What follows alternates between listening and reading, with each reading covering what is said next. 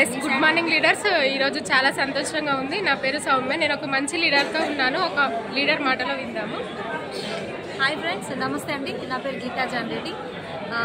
నిజంగా చాలా హ్యాపీగా ఉన్నా. ఈరోజు అయితే చాలామంది చెప్తుంటారు ఈ మాట, హ్యాపీగా ఉన్నామని. ఇదైతే మనస్ఫూర్తిగా చెప్తున్నా. నా లైఫ్లో వెస్టేజ్ వచ్చిన తర్వాత నా లైఫ్ కంప్లీట్గా యూటర్న్ తీసుకుందండి.